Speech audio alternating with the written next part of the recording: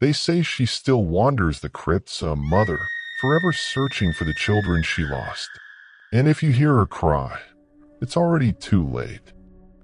In the early 80s, I lived in Okinawa, Japan, a world away from the familiar comforts of home. My dad, a military man, believed dragging my brother and me across the globe would toughen us up, mold us into better men. And in a way, he was right. The military life opened my eyes to cultures most people only dream of glimpsing. I'm grateful for it, all of it, even the moments that still claw at the edges of my sleep.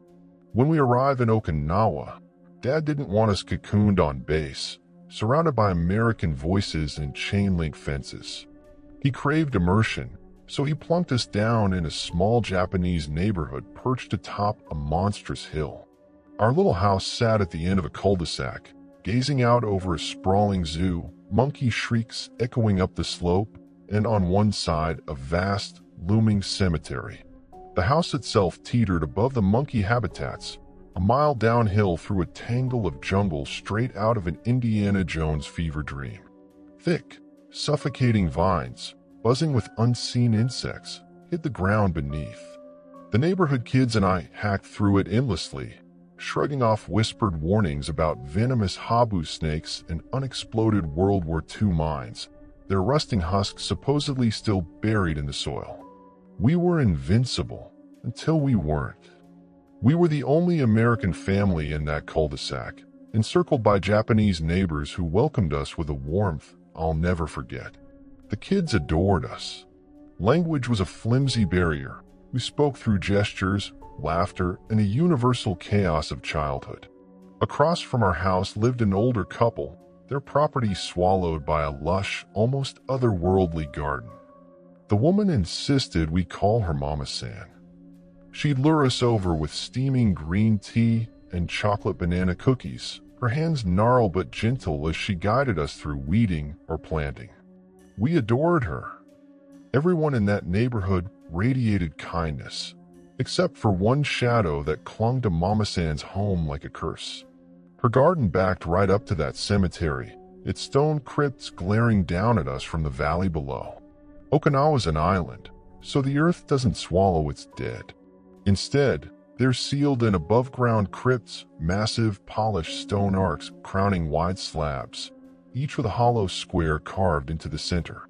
Coffins slide into those dark mouths, then get capped with another slab, leaving a shallow ledge for offerings. Yen coins glinting in the sun, wilting flowers, incense curling smoke into the humid air. Below Mama-san's house, the valley dipped low before clawing up into another hill, both slopes bristling with these crypts. Crumbling stone steps snaked through them, uneven and slick with moss, some so worn they seemed to dissolve into the earth.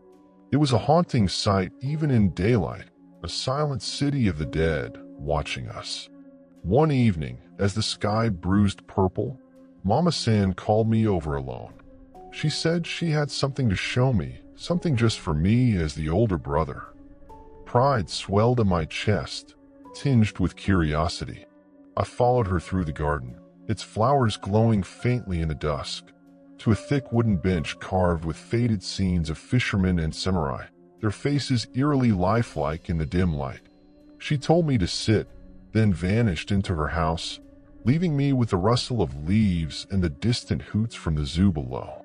She returned with a tray, hot green tea steaming in chipped cups, sweet rice cakes glistening like pale flesh. Sitting beside me, she smiled, her eyes crinkling as she murmured about the sunset's colors bleeding across the sky. But her voice soon dropped, heavy with intent. She'd seen me, my brother, and the other kids daring each other to brave the cemetery's stairway. That path was a nightmare, hundreds of steps plunging down the hill, many cracked or missing, swallowed by overgrown bushes, the incline so steep it felt like the earth wanted to devour you. We'd made a game of it, who could creep farthest through the crypts at night, flashlights flickering, hearts pounding. Mama-san's gaze darkened. She needed me to understand why that was a mistake, a fatal one. Her story began decades ago, during the war. Americans were demons in the eyes of the islanders, monsters conjured by propaganda to spur young men to fight and farmers to wield pitchforks beside them. But fear twisted deeper than duty. With nowhere to run, no sanctuary from the advancing enemy, hundreds of Okinawans, men, women, children, flung themselves off a cliff rather than face the horrors they'd been promised. Their bodies shattered on the rocks below, a sacrifice to escape torment. I froze, bile rising in my throat. I hadn't known. Tears stung my eyes as the sky deepened from pink to a sickening crimson, like blood seeping through the clouds. Mama San squeezed my hand, her grip cold and firm. "Don't cry," she whispered. "The past is a lesson, not a chain. We remember so we don't return." But her story wasn't done.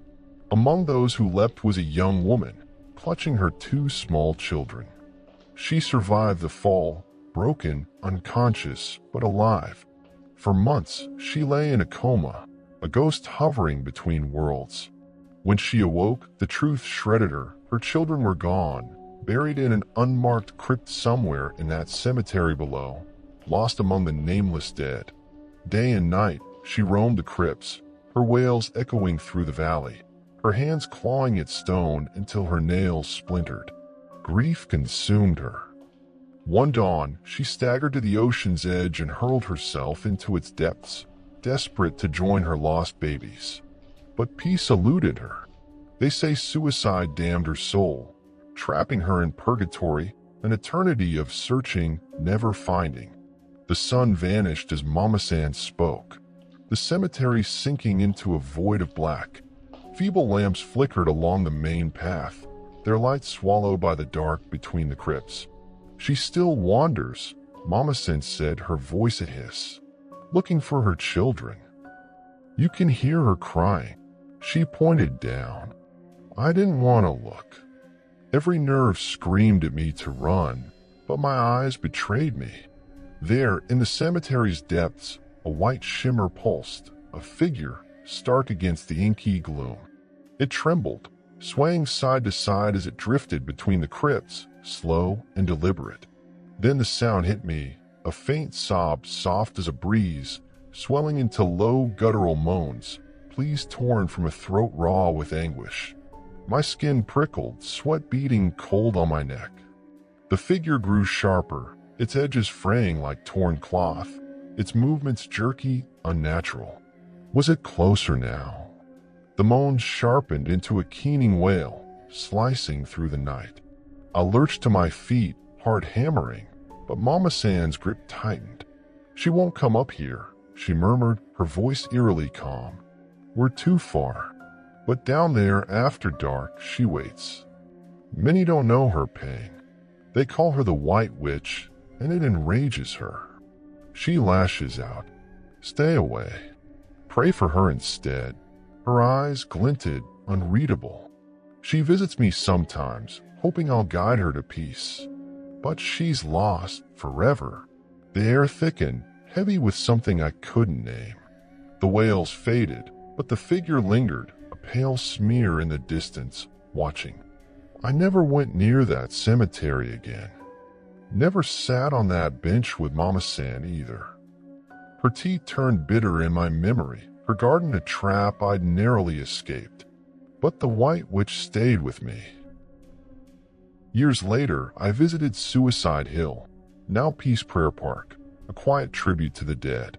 Tears streamed down my face as Japanese locals share their stories, their kindness overwhelming. I prayed there for all the souls, for forgiveness for her. I didn't deserve their warmth, but I soaked it in, humbled. Okinawa carved itself into my bones. I want to return someday to stand at that hill's edge and listen. Is she still there, drifting through the crypts, her cries threading the night? Or has she finally found them, her children, her rest? I don't know. But I hear her still, in the quiet moments, and I wonder if she hears me too.